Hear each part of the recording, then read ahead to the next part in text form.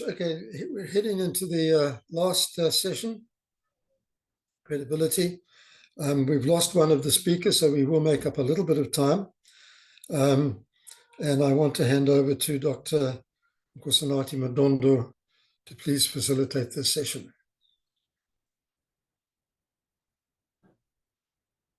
I see you. Please proceed. Yes. Thank you. Thank you, Prof. So yes, we have only two speakers for this session, and that would be Professor Maringe and Professor Swart. So I think you may agree with me in that we've been feasting, for a while now in this buffet of topics, and I think we've been very, very exciting, very informative, and this is the last lap of this buffet, which is on credibility. Our first speaker would be Professor Maringe, who is a professor of higher education at Wits University. Professor, if you are ready, I will give the reins to you.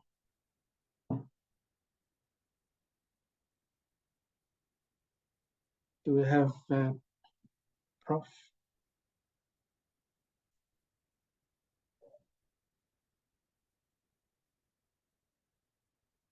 I'm not sure. I think Prof maybe dropped out. If we can maybe proceed Maybe with Prof Swartz, and yeah. Yes. Okay. All right. Thank you, Mamputi. Okay. Right. So I guess for now we'll see after Prof Swartz what happens. Let's move on to Prof Swart. Prof, the floor is yours. Prof is a professor of psychology at Stellenbosch University. Thank you, Prof. Thanks. Thank you very much, and thank you to inviting me, and thank you to all the speakers and organizers thus far. It's been a good day, I think. I'm talking. I'm not sure whether Professor Maringe is going to be back, but I'm aware of being the last speaker, and I'm going to try and keep things short. And I've been asked to talk on something which tends to be the kind of certainly one of my headaches and has been for the 30 years that I've been a journal editor in various kind of forms, issues of corrections, retractions, and scientific criticism. Why is my, sorry, I'm just struggling to, there we are. So just to remind ourselves that really the heart of scientific and research practice is contestation. So in fact, we should be delighted when there is contestation or criticism. We know that all scientific knowledge is provisional. We know that journals that welcome dissent are much stronger than journals which push a particular party line. And even when a journal takes a strong ideological line, there must be space for contestation and revision of views. So that's really the good news. I forgot to say that because I'm going to be going quite fast through these things, I will make the slides available as well. The bad news is that the experience is often quite unpleasant. I can't give you firm evidence that there is a global increase in complaints and requests for retraction, but I've been working on journals in South Africa and overseas for a long time, and it feels to me and to everybody I speak to that these things are increasing. We know from some evidence within our South African universities that there's been a huge increase in contestation around ethics reviews of research, where research integrity officers have had to get involved. So I think there's a general sense that there's more fighting going on than there used to be, and there are a whole range of background factors which many of which have been mentioned today, which also in perverse ways drive these things. People trying to get their age indices up, desperation to get as many salami slices into print, and so on. And I think the contestations are also happening within the context of fights about what constitutes knowledge in general in our society.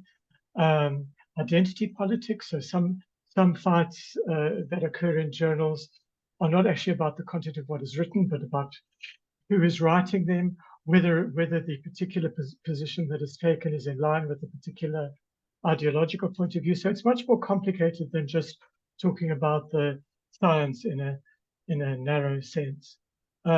If I leave you with one thought that's really kind of helped me, is exactly the kind of thing that I personally am quite averse to, which is have a policy. I'm lucky enough to work with South African Journal of Science, which is very generously funded. We have a range of good people. People are free to look at our policies and ask us if you want to use them and adapt them. But we have a number of policies at the South African Journal of Science on these areas: appeals, complaints, corrections, responses, and rebuttals and retractions. And in fact, it's to these that we tend to turn very often. And we're also, like many of us, very dependent on publicationethics.org, the COPE guidelines. And I'm not going to go in detail through this because of issues of time, but COPE has got some lovely flow charts about how contestation should be done. It should not be ad hominem. It should be constructive. So this builds on a lot of what's been said before. Should be timeous and so on. Sorry. So sorry, I'll continue. I can hear some sound, but I'll continue.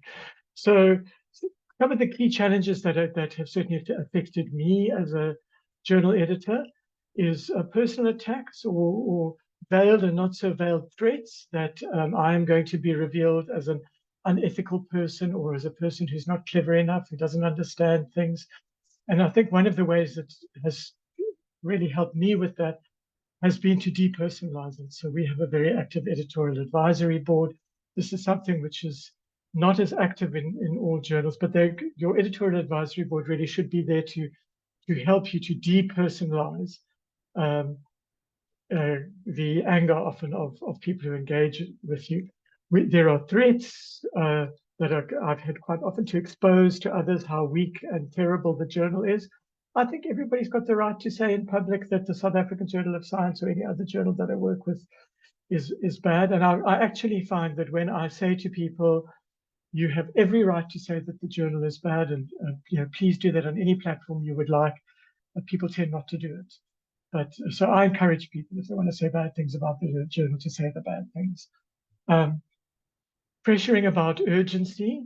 It obviously always feels, if somebody's feeling aggrieved or angry, it feels urgent to them. One has to assess the urgency level. It often is not as urgent as people, it's unpleasant, but not as urgent as people feel. And you have to point out that a fair and transparent process actually takes time. You can't have something that is rushed, that is also careful and thorough.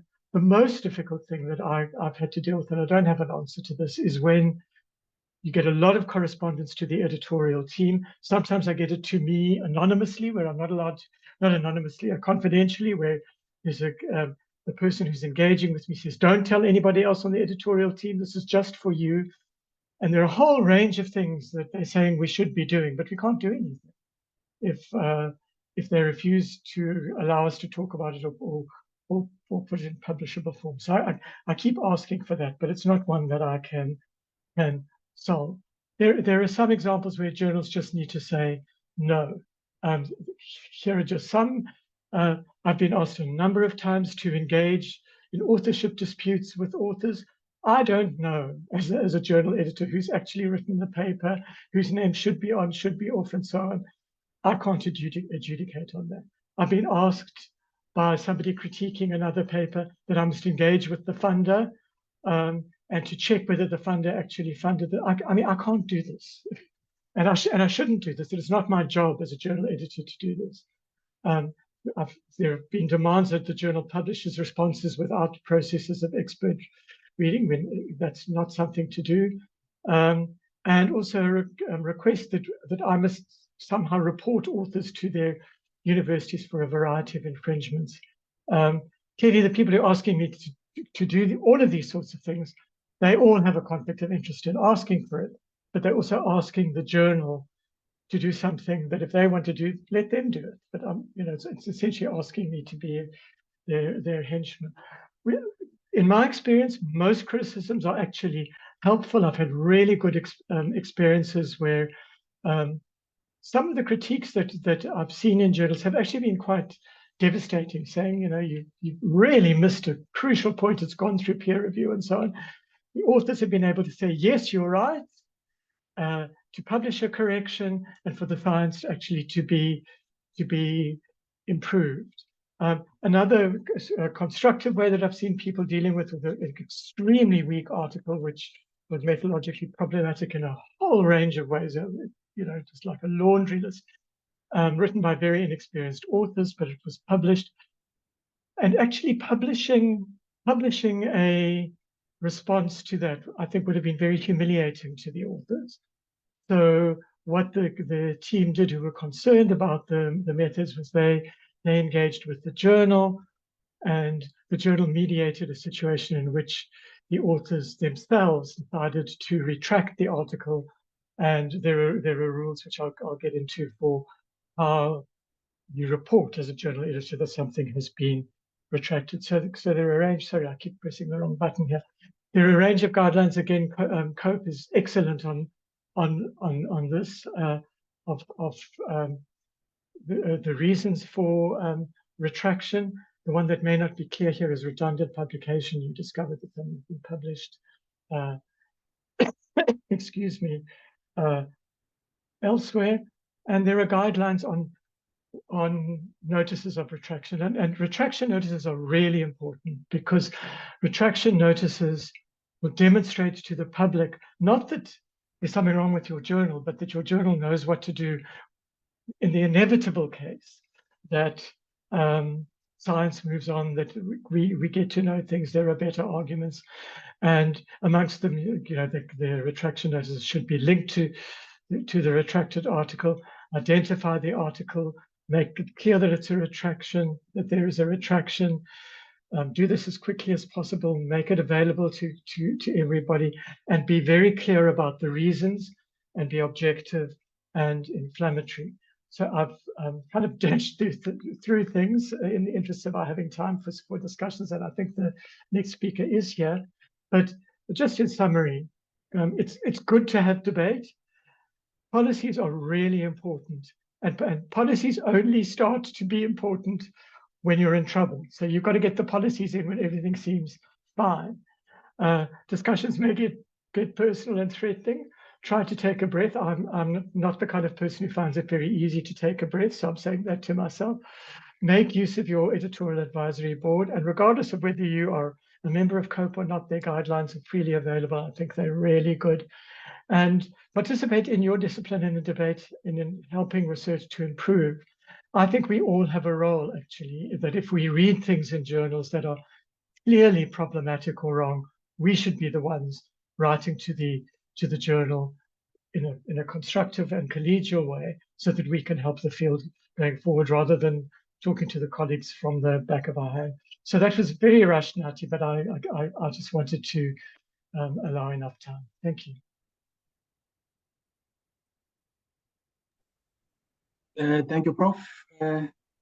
Well, you managed to cover most, you know, important aspects, you know, on this session on credibility. And I think what you mentioned on policies that guides, you know, what you do, you know, in the journal, you know, are very helpful and useful, you know, in that respect. So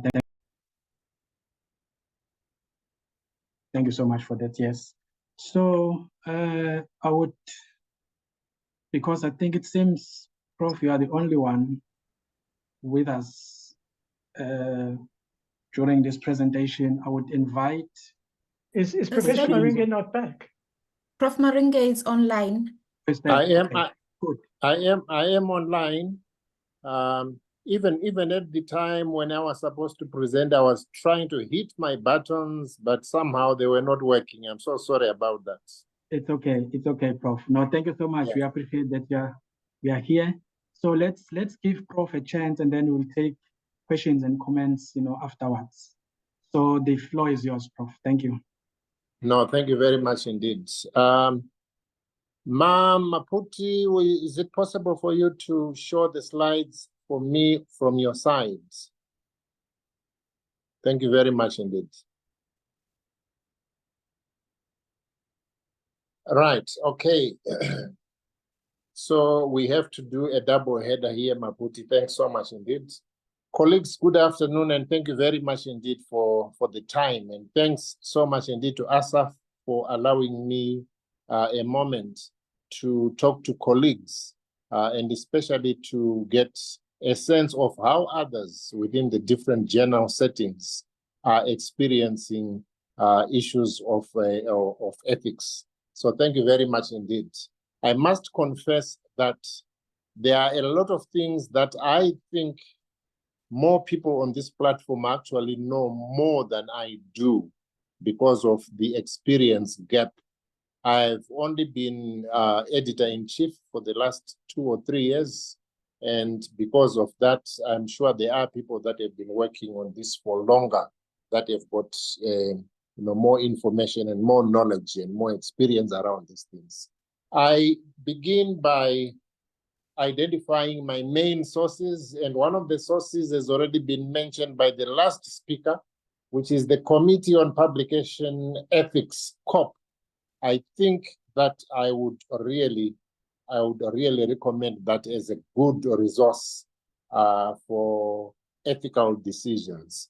If there is one thing that I am going to be able to do during this presentation, is just to convince you that it is important for you to develop some ethical guidelines around at least about 10 areas of the work of the journal, which lead to the publication of other people's material.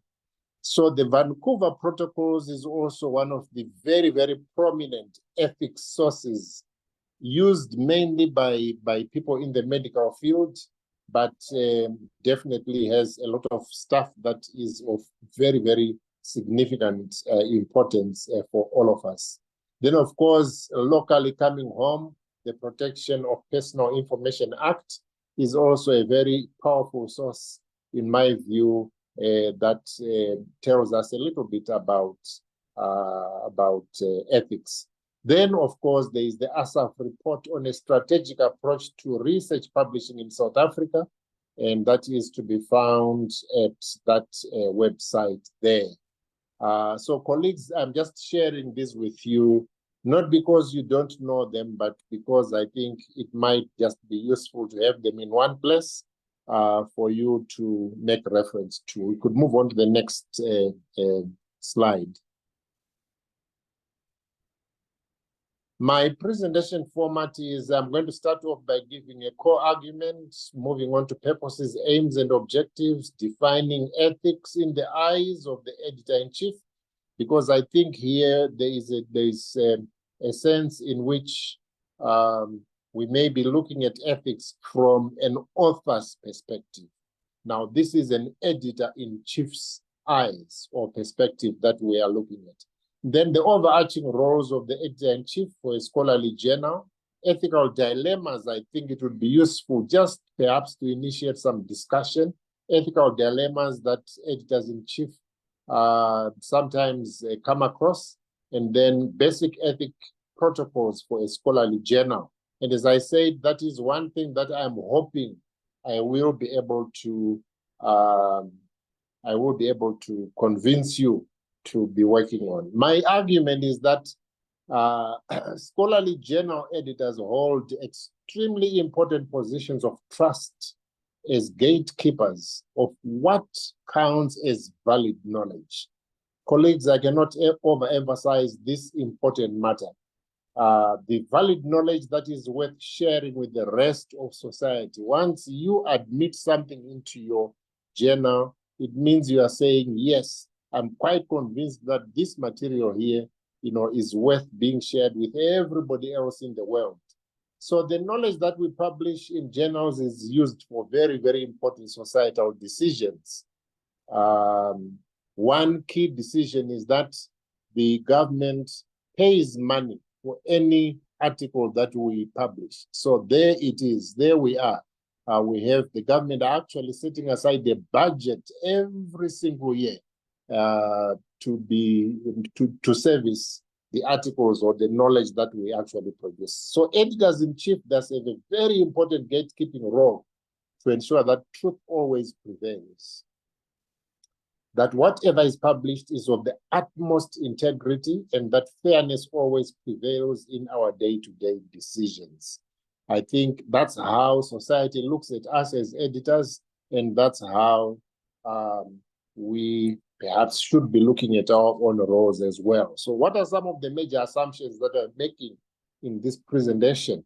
That life, whether you are in the 16th century or today, is based on two fundamental, and interacting issues.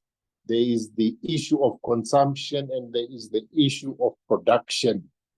The only difference is that the aspects of consumption and production are constantly changing, and the changes that are taking place in those two areas sometimes complicate matters to the extent that we need to stop and think, particularly us as editors, as to whether in our production of knowledge, we are ensuring that those who are consuming it are actually doing so without any constrictions at all. So intellectual capital comprises knowledge bases. Remember, it's based on consumption and production. It's based on knowledge bases. There are unanswered and answered questions, the standard methodologies, the emerging methodologies, and their scholars. That's what intellectual property is all about. If you look at the definitions of intellectual property, they will usually talk around those kinds of issues. But I think it is also very important for me as an editor-in-chief to mention the fact that Western knowledge forms tend to occupy higher ranks of the knowledge hierarchies. Now, I don't think it is the point. It is important for us to be debating this particular issue. It's important, though, that we actually recognize the fact that this is where we are today, that when we look at the hierarchies of knowledge, Western knowledge forms tend to occupy the higher ranks of the knowledge hierarchies. But contemporary world places greater value on the horizontalization of knowledge systems rather than on their verticalization. Those of you who may be social scientists like I am will know that there is a turn towards the horizontalization of knowledge systems rather than the insistence on its verticalization, which has served society for a very long time, and not only served society, but also defined it. Knowledge systems which deliberately seek to exclude other knowledge systems are rapidly losing currency. And that is happening everywhere. And as editors, I think that it is very important for us to bear that in mind. We can move on to some of the conundrums of production and consumption, that the resources for productivity are not evenly distributed. All of us know that if you want your work to be accessed at a cheaper rate in South Africa, then you publish locally. If you publish outside of the country, in the United Kingdom, for example, it might be cheaper for the people that are trying to publish, in the sense that they don't ask for page fees, they don't ask for all these other things and so on and so forth. But in the final analysis, you find that perhaps the material is actually locked away for most of us because of the expenses involved. I recently published a book together with colleagues in different parts of the world. That book was published, and now the book is selling for about $2,800 US per copy. And I know that colleagues, if we were to ask anyone from our South African market to be paying that much money, perhaps they would not be able to access that much money for a book. And therefore, we are actually publishing and also ensuring that people don't have access to what is published. So the capacity to consume is also characterized by wide disparities across the world. And I think what I just said also helps to illustrate that. Knowledge systems to deal with major world challenges of climate change and its impacts, and so on and so forth, at least in my view, I think they are less well developed than the knowledge systems which define subjects, very established subjects, such as psychology, such as sociology, such as, you know, English, geography, chemistry, physics, and so on and so forth. So we've got these new knowledge systems that are very important, but they are not yet well defined. And their methodological approaches are also not yet well defined. So we are actually living in a world where the most significant, most important knowledge that we need to access and that needs to be accessed by our readers does not have a well-defined foundation, and that may be a problem, and perhaps also may lead to, you know, to some ethical, you know, conundrums. So we could move on to the next one. So what would be the purposes and aims of my presentation? First of all, is to explore the enormity of the ethical responsibility of the editor-in-chief, right? And I'm calling it enormity, not because I'm, you know, I don't think that it is a big enough, you know, responsibility. In fact, I think it's a huge responsibility. And the next one is, as the aim is to examine several dimensions of the ethical role of editors-in-chief of scholarly journals and prepare a basis for the practical implementation of the role in different journal spaces. That aim has got what I am suggesting right at the end, that if at all we could go away and say, hey, I think I would like to go and attend to these 10 different ethical guidelines that we could actually put together for my journal, unless this has already been done. And the objectives are clearly flowing out of that as well. It's about defining ethics, about identifying what the editor's role is across the various ethical responsibilities, but it is also about providing some kind of a model, which I'm referring to at the end. We can move on to the next one. So defining ethics broadly, I don't think I would like to spend too much time on that, but I think that all of us are aware of all those things around confidentiality, anonymity, informed consent, right to withdraw, beneficence, non-malfeasance, autonomy and justice, and need to be guided by truth. You know, I think we have come across all this. And what I'm saying here is that ethics normally gets to be defined around those 8 or so, you know, distinct pillars. And when we teach ethics in our schools, we tend to teach them around those important pillars. But this is a broad definition. How about defining ethics from the point of view? We could move on to the next one, point of view of an editor-in-chief's perspective. I think for editors-in-chief, like most of you sitting in this audience today, our gaze tends not to issues around how to write an article and so on and so forth, although that is also very important because we need to keep our eye on that at that particular level. But it now tends to issues such as incidences of plagiarism. How do I make sure that as an editor that I'm not publishing work that has actually been plagiarized. If somebody at some point after you have already allowed publication of the work in your journal turns to the journal and says, but this work has been plagiarized, it has got some implications on the journal itself. Even though the journal may actually wriggle out of out of that kind of problem, but there will be some implications. Selective or misleading reporting, spin and hype.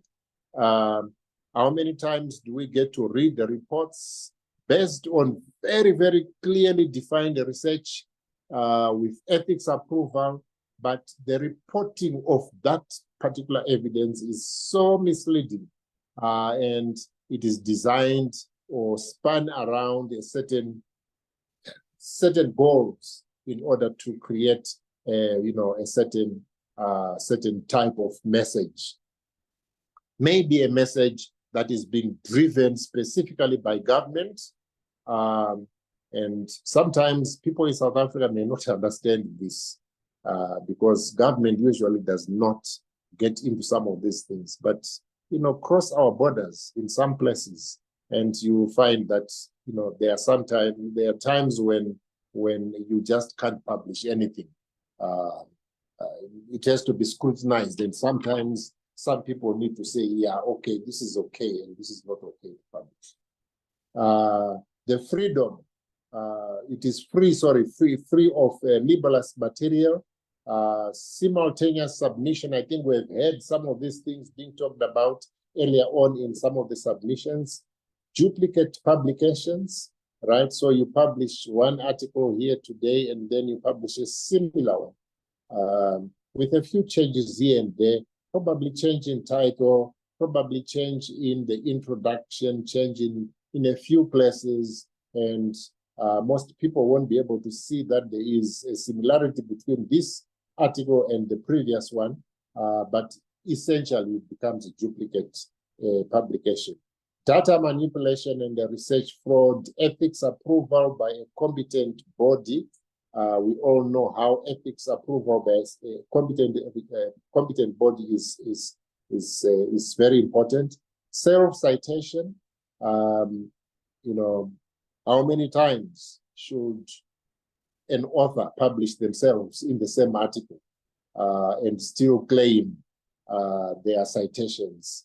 I think that also becomes something that we as editors need to be watchful about. And issues around conflict of interest. If you are a bakery owner and there is a problem around the quality of bread, and you are also happen to be an editor of a journal, and somebody's writing about the quality of bread, are you likely to say, let's not publish this material because of the conflict of interest and something like that? We can move on to the next. Thank you, Prof. If we can move a little bit faster, we are out of time already. Yeah, thank you. Yes, can you tell me how many more minutes do you still want me to talk, or I could wrap up, because a lot of these things I think are well known, and perhaps go to my final slides. We still need to discuss the two papers, please. If you could bring to a close, that would be helpful. Yeah, okay, thank you. I'll do that. So perhaps we could go on to my last two slides, Maputi.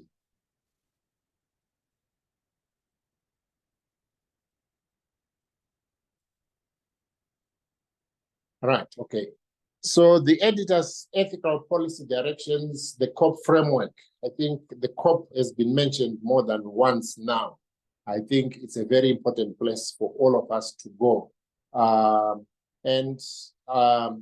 The COP provide us with, they more or less say all editors of journals need to develop some ethical guidelines around 9 of those. I think they give us 9 of those. The last one, number 10, is one that I have added, but one which you also find in other ethical protocols. Author ethical obligations, we need to have those. Handling allegations of misconduct. I think it's about the clarity about how these things happen. and not just how people conceive of solutions to those problems when they arise. I think that's where most of us are.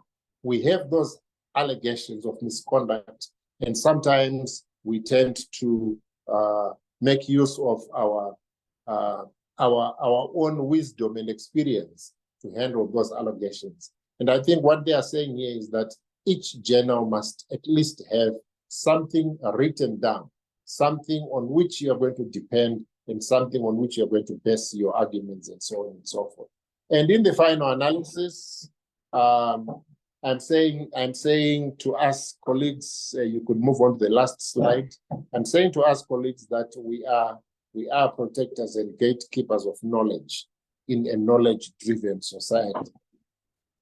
That's who we are. Truth, fairness, and integrity are the hallmarks of our profession. The government is spending that much money in billions on research and development activities in South Africa. It is estimated that it is about 1.5% of GDP in South Africa, and that's a lot. That's a huge amount. So colleagues, all I can say here to you today is that the knowledge that we publish in scholarly journals is routinely used by stakeholders, by schools, by government departments and other researchers to make very, very important decisions on behalf of society. And therefore, we must guard that work extremely jealously. Very mindful about the issues raised about whether we are recognized sufficiently or not.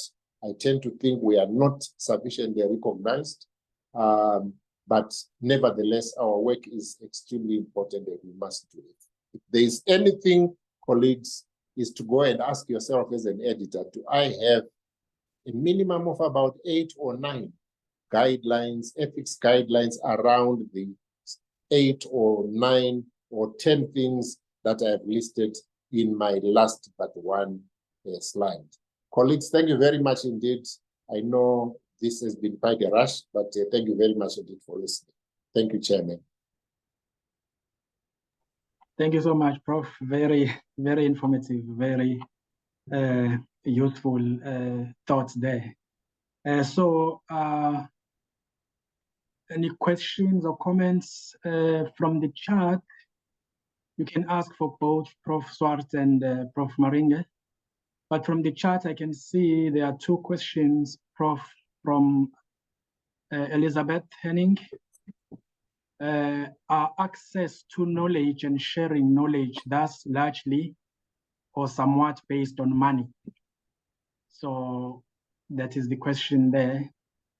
And I'm not sure if you might want to respond to that, Prof. Maringe, but I think this is directed to you. And then the other one, the lenses for editor ethics are embedded in law. Is this correct? So for now, these are 2 questions that we have. I don't think we have any on the Q&A. For now, no. And yes, I can give it back to you, Prof. Right, okay, thank you very much indeed. I think that's a very important question. I think wealth and knowledge have got a very strong relationship. And therefore, if you have got the money, you are likely, if you are looking for it, you are likely to have access to knowledge as well. And if you do not have the money, you are poor in the village, it is very unlikely that you have money to go and buy a copy of a journal when you probably do not have enough money to buy food for your lunch or your dinner. And therefore, I think, yes, access to knowledge, can be said to be based on money. But the point about it is this fair? And should we do something about it? And I think this is what many journals are, and we've heard this today, that a good percentage of our journals are actually becoming freely accessible, free access online, and that is perhaps to actually cater for that kind of problem. That's how I would answer it. But Chair, please feel free to come in as well and even my co-presenter, Yeah. Prof. Schwartz. If you want to add something there, please feel free to do so. Yes, Thank you. yes, please. That would be great. Yeah. Prof, do you want to say something? Yes. Yeah, thank you. Yeah, I mean, I think the issue of money and the monetization of research is a huge issue. I'm sure most people on this call are familiar with the Cape Town Statement on Research Integrity from the World Conference on Research Ethics in, was it last year or the year before, put together by Lynn Horn and her colleagues, and it actually addresses that. I've put the link to the Nature article in the chat. I mean, there are absolutely huge issues here. I mean, just to give one example, I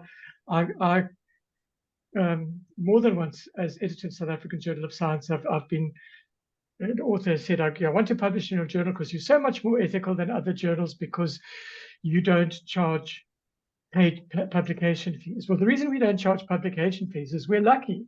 We get a subsidy from the Department of Science and Innovation. When I was working on African Journal of Disability, for example, and it's still the case with that journal, there was no subsidy, and the people had to pay the fees were often scholars with disabilities, first-time authors in a range of African countries, which was very difficult to get money together. I don't know any credible journal editor who would want money to be what determines it reaches the pages of her journal and his journal. And we've had this interesting talk today about alternatives and ways to get around these issues. I don't think we've solved it, but we actually have to solve it if we're serious about global equity and if we're serious about African scholarship. So I think Professor Henning, you're opening this huge, really important issue. But I would encourage everyone to read the Cape Town Statement. Thank you. Thanks so much, Prof. Very, very interesting, very relevant, views, and it speaks to the point you raised, Prof. Maringe, about knowledge hierarchies.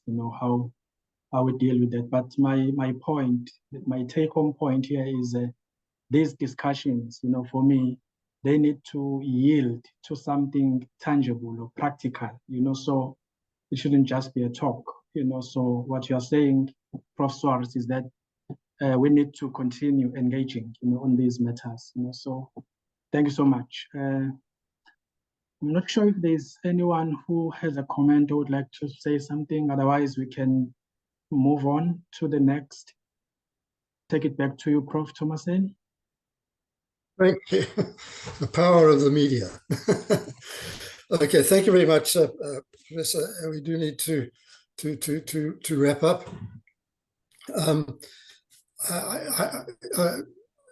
Butik, have you got the PowerPoint? Okay, what I wanted to do was just quickly to give people a sense of the structure within which we're working, because it's pretty unique in the world. And, when one reads newspapers like the Mail and Guardian or the Daily Maverick, one gets the impression from young, impatient all academics that there's not enough support for them. But in fact, the support in this country is phenomenal, but it's fragmented. And as Igor Gledhill said this morning, ASSAf, in fact, is the glue holding the network together. I think it was Igor who said that. And then Igor also added, it also provides the integrity. So can I just have the next slide, please? Right, this is ASSAf. So we're not going to go through all of the offices now, but that's the structure. And it's a very complex and very well-resourced structure, relatively speaking. Leslie just talked about the fact that SAJS is funded, and the SPP, that is the Scholarly Publication Program, is on the right-hand side. And you'll notice all of those portfolios that apply within the broader ASSAf structure. And I think that's important to realize just how complex and intensive it is. Next slide, please. Again, that's a breakdown of the SPP within that right-hand column. And that's the organization that has put together today's presentation. I can hear somebody speaking. So, you know, we will include these in the proceedings, so we don't have to study them now. I just want to give you a kind of impressionistic understanding. We have these various objectives. We're not going to go through them now. I think they've already become clear during the course of the day. Next slide, please.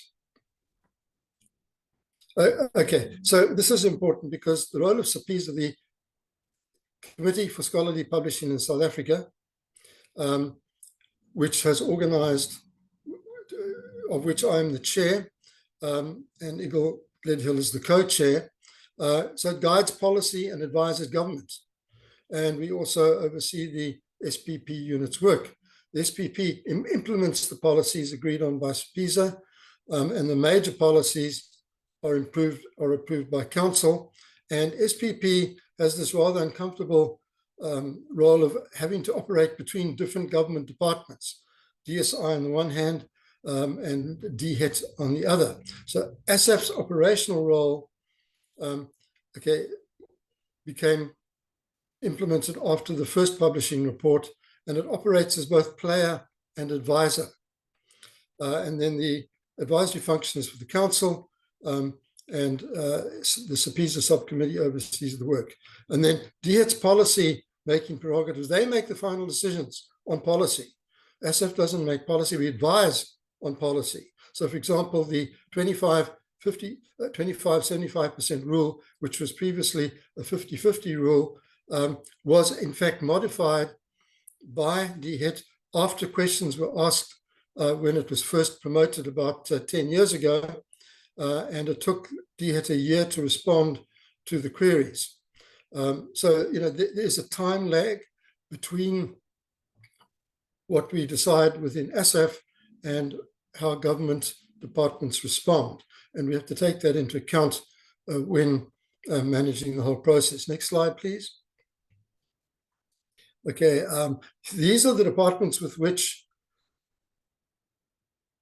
SPP and ASSAf are interacting. So DHET, funding, monitoring, regulation, enabling futures planning through publication incentive scheme. And you've got ASSAf, policy oversight, quality assessment, promotion of international best practices, training workshops. Then you get the SPP, application, publication policy, enhancement of national capacity, publication of journals, its own journals and platforms. And then CEPISA is the kind of broad view of the role. And then CREST, the Center for Research, Evaluation, Science and Technology, which has already come up during the discussion today, which conducts the continuous and bibliometric studies, and it's under CREST with its partners that it will be working on the publication quality assurance. Next slide, please. Okay, so just revisiting the objectives. When NSEF started around about 20 years ago, it tended to be a little bit top-down in its instructions to journal editors. It was a bit of the Wild West in those days, and we were still developing all these policies and connecting with international best practices and so on. So, but basically it's shifted now to a community-run organization. In other words, we want to consult rather than instruct, and to negotiate and to assist and to develop where possible. We're not acting as policemen. ASSAf, in fact, is an enabler. And all of the issues that have gone through, that have been dealt with today, are matters that come up for discussion every day at ASSAf, and the various committees, the Journals Editors Forum, the Book Publishing Forum, SCELO and CEPISA are in constant contact with each other almost weekly on issues as they break and issues as they need to be addressed.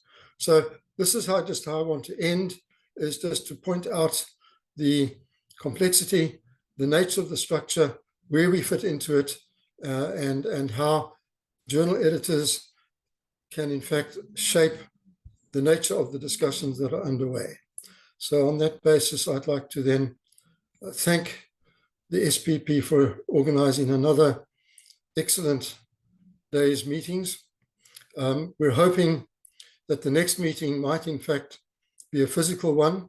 I think that always works better because we can then meet each other in the flesh over tea, over lunch, and networks are set up and collaborations ensue. It's always difficult when you're behind your own computer, despite the fact that, in fact, by using the internet, we're able to actually bring in a much larger group of people to bear. So hybrid conferences are very difficult to organize, but the physical meetings, I think, are the key. So thanks to the SPP team, particularly Susan Felsman, who also was one of the major speakers today. Well done, Susan, for being so incredibly articulate in presenting very complex information and in such detail. And to Mama Puti Rametsa, who is the person behind the scenes, who makes everything happen. And to Louise van Heerden, who was populating the chat line and providing us with information that we needed in order to be imported into the discussions. So, and thanks to all the delegates. Once again, we'd like to hear from you. We'd like to get into continuous discussion, and we'd like to work with you in shaping the future direction of our discussions. So I think I can declare the meeting now closed 1 minute before the scheduled time. So well done, everybody. Thank you. And thank you, Kian, for your involvement, not only today, but every time in terms of our meetings and setting the direction for the program. Thank you very much. Thank you.